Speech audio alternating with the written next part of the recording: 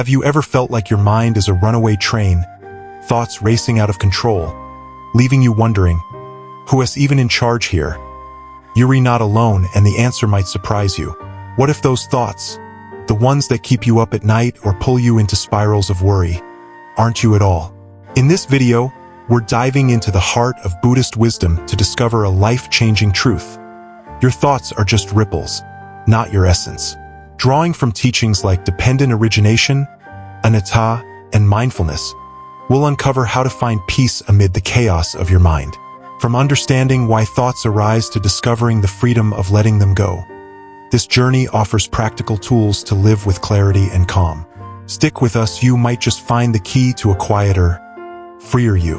1. Thoughts as arising phenomena. Ever wonder where your thoughts come from?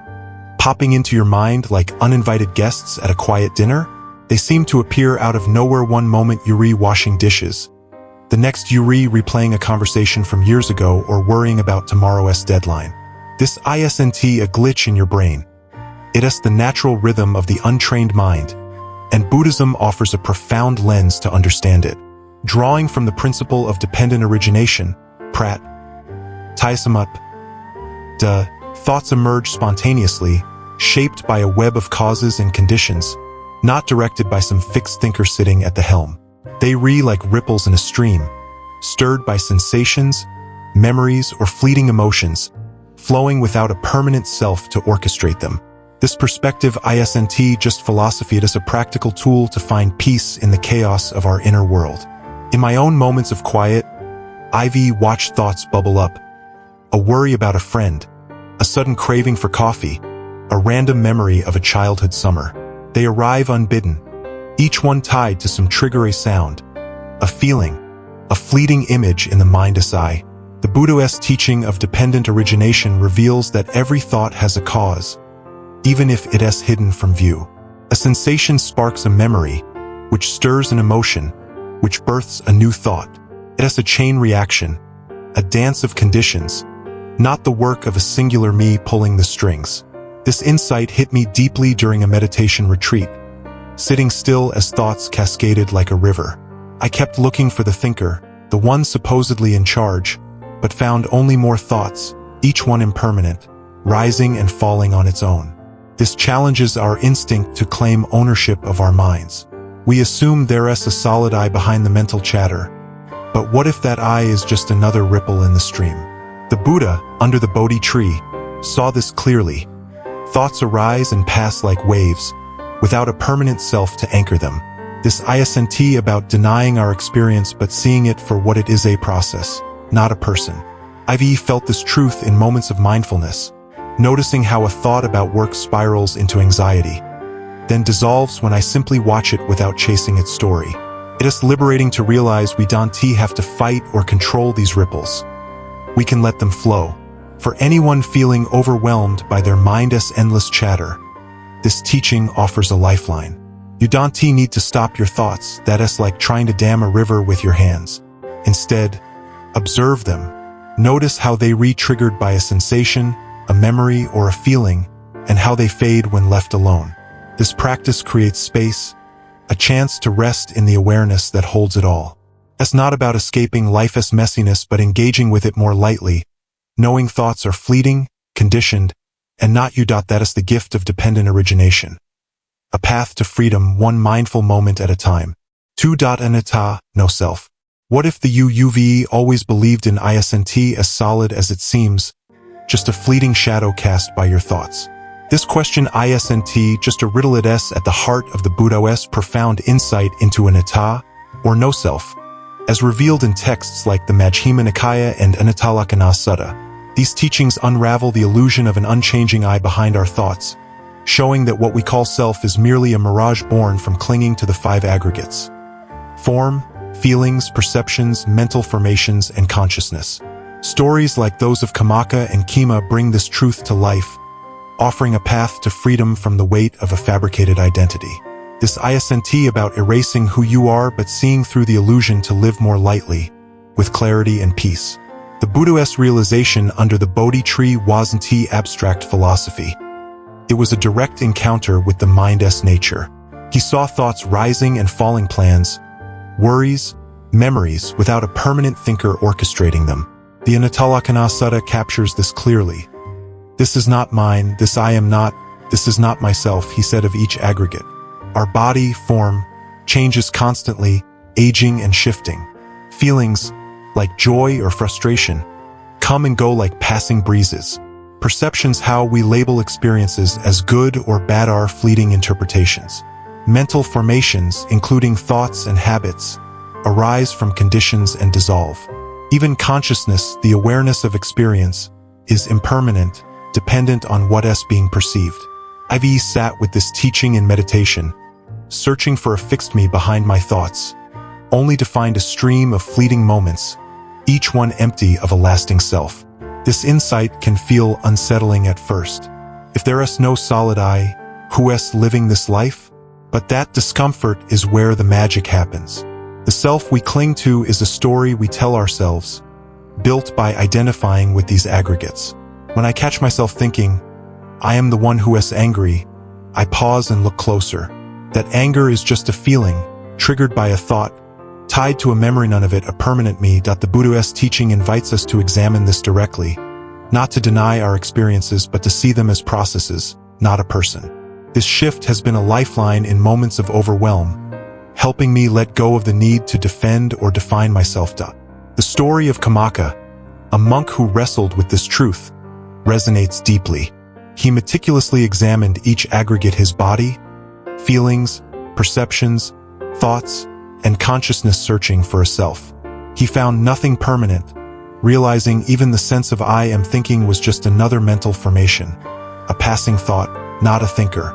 This brought him profound peace, a lightness I've glimpsed in my own practice when I stopped clutching at identity. Kime's story, too, is striking. Once a queen obsessed with her beauty, she saw a vision conjured by the Buddha of a beautiful woman aging rapidly. This glimpse of impermanence shattered her attachment to a fixed self, leading her to wisdom as a nun. These stories aren't just ancient tales, they mirrors for our own lives, showing how letting go of I opens the door to liberation. For anyone caught in the grind of self-doubt, pride, or anxiety, Anatta offers a radical gift. It is not about becoming nothing but about seeing that the self we defend or criticize is a construct, not a truth. Try this. Next time you're upset, pause and ask, "Who is upset?" Look for the I behind the feeling. You might find only sensations, thoughts, and reactions, no fixed person. This practice, rooted in the Buddhist teachings, creates space to respond rather than react, to live with less burden. The value lies in freedom from the exhausting need to be a someone defined by every thought or emotion. By seeing the aggregates as they are, impermanent, conditioned, not you step into a life of greater ease, where peace isn't something to chase but something already within. 3. Mindfulness and awareness. What if you could step back from the chaos of your thoughts and find a quiet space within, where peace is already waiting? This isn't a distant dream, it is the heart of mindfulness. Sati, a practice rooted in the Buddhist teachings from the Satipatthana Sutta. By observing thoughts without clinging to them, we see their impermanent nature, like clouds drifting across a vast sky. This creates a mental spaciousness, revealing awareness itself as the silent witness behind the mind's chatter, not another thought, but the clear presence that holds it all.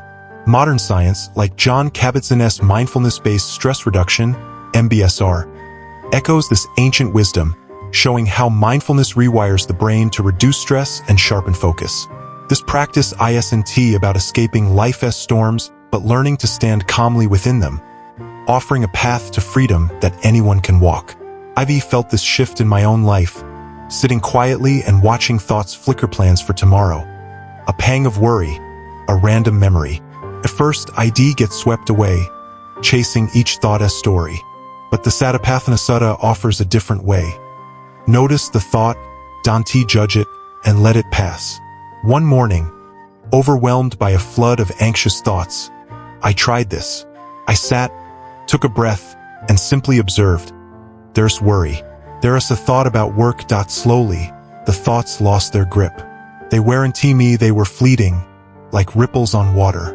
This practice of non-attachment creates a gap, a space where the mind doesn't have to react or fight. It's like stepping out of a raging current to stand on the riverbank, watching the flow without being pulled in. This awareness, the silent witness, is what captivates me most. It's not a thought, not a feeling, but the quiet knowing that notices them all. During a walk last spring, I paused to watch the breeze stir the leaves. My mind was racing, but for a moment, I just observed. Thoughts came, went, and the awareness watching them stayed steady, untouched. The Buddha taught that this awareness is always present, yet we overlook it, lost in the drama of our thoughts. The Satipatthana Sutta guides us to cultivate sati by paying attention to each moment, body, feelings, mind without getting entangled. This isn't about forcing the mind to be still. It is about seeing thoughts as impermanent visitors, not the essence of who we are. Modern research backs this up in ways that feel like a bridge between ancient wisdom and today's world. John Kabat-Zinn's MBSR shows that mindfulness practice can physically change the brain, strengthening areas tied to focus and emotional balance while weakening reactive patterns. Studies reveal reduced stress, better decision-making, even less anxiety, tangible proof that observing thoughts without attachment creates real change. I've seen this in friends who've taken up mindfulness. One, a teacher buried in stress, found calm by pausing to notice her breath and thoughts during lunch breaks. It is not magic, it is a skill, honed by practice, that anyone can develop. For those feeling trapped by a restless mind, this teaching is a lifeline. You don't need to silence your thoughts. Trying only stirs more chaos. Instead, watch them. Try it now. For 10 seconds, notice your thoughts like clouds floating by. Don't chase or fight them, just observe. You might sense a stillness, a space where you're not the thought but the one watching. This is the value of mindfulness. It frees you from being defined by every worry or whim. It is a tool to live more fully in each moment, whether you're facing a tough day or a quiet evening. By resting in awareness, you discover a peace that doesn't depend on life being perfect. It is already there, waiting for you to notice. For equanimity and freedom. Imagine a mind so steady that life's storms, anger, fear, or joy pass through like clouds, leaving no trace. This isn't a fantasy. It has the power of equanimity, upek, a balanced state of awareness that the Buddha taught as a cornerstone of freedom. Picture awareness as a clear sky, vast and untouched, while thoughts, emotions, and sensations drift by like clouds, never disturbing its calm. By cultivating this through practices like jhana, meditative absorption, or wise attention, yoniso manasikara, we can loosen the grip of mental suffering and step into a life of true liberation. Modern research even supports this, showing how equanimity reduces emotional reactivity, offering a path to inner peace that is both ancient and accessible. This isn't about shutting out the world, it is about meeting it with a heart that stays open and unshaken. I've tasted this equanimity in fleeting moments, like when I sat by a lake at dawn, my mind buzzing with worries about the day ahead. Instead of fighting them, I tried something the Buddha taught: just watch. Thoughts about work, a tense conversation, a looming deadline, they floated through, but the awareness watching them felt steady, like that vast sky. Upek? S&T indifference. It is a warm, balanced presence that doesn't cling to what is pleasant or push away what is painful. It is one of the 4 Brahma-viharas, the sublime states the Buddha championed, and it has changed how I move through life. A few months ago, stuck in a heated argument, I paused, breathed, and noticed the anger rising. Instead of reacting, I let it pass, and in that space I found clarity to respond with kindness. That is equanimity in action. The Buddhist metaphor of the sky and clouds captures this beautifully. Thoughts, whether a burst of joy or a stab of anxiety, are impermanent, like clouds that form and dissolve. The sky, our awareness, remains untouched, spacious, and clear. I've leaned on this image during tough days, reminding myself that no thought, no matter how heavy, defines me. Practices like jhana, which deepen concentration and still the mind, help us touch this spaciousness. Even brief moments of focus, like savoring a single breath, can reveal it. Wise attention, or Yoniso manasikara, is another tool paying attention in a way that sees things as they are, not as our reactions paint them. When I catch myself spiraling into worry, I ask, what is actually happening right now? Often, it is just a thought, not a crisis, and that shift in perspective brings relief. Science is catching up to this wisdom. Studies show that training in equanimity alters how the brain handles emotions, dampening knee-jerk reactions and fostering stability. It's like building a mental muscle that lets you stay calm amid chaos. I've seen this in a friend who used mindfulness to navigate a family crisis, staying grounded while others were swept away by panic. This isn't about being emotionless, it's about feeling deeply without being controlled. The Buddha taught that equanimity leads to liberation because it frees us from the cycle of craving and aversion that fuels suffering. It's not the absence of pain, but the courage to face it without being consumed. For anyone feeling tossed around by life's ups and downs, equanimity is a game changer. Try this. Next time you're upset, pause and picture your mind as a clear sky. Notice the cloud of emotion or thought, and let it drift without chasing it. You might feel a flicker of calm, a hint of freedom. This practice, rooted in jhana and wise attention, builds a resilience that doesn't depend on life going your way. It's a gift you can carry into every moment: work stress, family drama, or quiet evenings alone. The value is profound. By resting in the sky-like awareness of equanimity, you discover a peace that is unshakable, a freedom that is yours no matter what clouds pass through. 5. Practical application. What if you could tackle life's toughest challenges, whether a tricky work problem or a personal crisis, with a mind that is clear, calm, and free from the grip of runaway thoughts? This isn't just a nice idea. It is a practical way to weave the Buddha's teachings into everyday life, transforming how we approach everything from solving problems to navigating emotions. The video highlights a mindful approach. Set clear intentions, observe thoughts without getting lost in them, maintain equanimity, and let insights arise naturally without clinging to outcomes. The Buddha's parable of the raft, from the Satipatthana Sutta, reminds us to use thoughts as tools, not burdens we carry forever. This isn't about escaping life's messiness, but engaging it with wisdom, offering a roadmap to live with more ease and clarity. I've seen this approach work wonders in my own life. Last month, I faced a daunting project with a tight deadline. My mind was a storm of doubts and ideas, each thought pulling me deeper into stress. Then I remembered the Buddha's guidance on wise attention, Yoniso manasikara. I started with a clear intention. I want to solve this problem with focus and calm. Instead of wrestling with every thought, I observed them mindfully: ideas, frustrations, even moments of panic as they arose and passed. When I hit a dead end, I didn't force a solution. I took a breath, stepped back, and let my mind settle. This wasn't procrastination. It was creating space for clarity. Slowly, an insight emerged, like a quiet whisper, guiding me forward. That process felt like freedom. The Buddha's raft parable hits home here. He taught that thoughts are like a raft, useful for crossing a river but not meant to be carried on your back once you reach the shore. Thoughts are tools for planning, learning, and creating, but we often cling to them, letting them define us. I used to obsess over every idea, replaying mistakes or chasing perfect solutions. But the parable shifted my perspective. Use thoughts when they serve you, then let them go. This mindset has been a game changer, especially in moments of overwhelm. When I catch myself spiraling, I pause, notice the thought, and ask, is this helping me cross the river? Often, it is not, and I let it drift away. The video breaks this down into practical steps. First, set an intention to guide your mental energy, like aiming an arrow. Next, observe your thoughts mindfully as you work. Notice strategies, frustrations, or sparks of inspiration without getting sucked in. Then, create space. Take a break, breathe, or step away to let your mind relax. Maintain equanimity, staying balanced whether the solution comes quickly or takes time. Finally, when an insight arises, acknowledge it gently without clinging, letting it shape your next step. I tried this while helping a friend through a tough decision.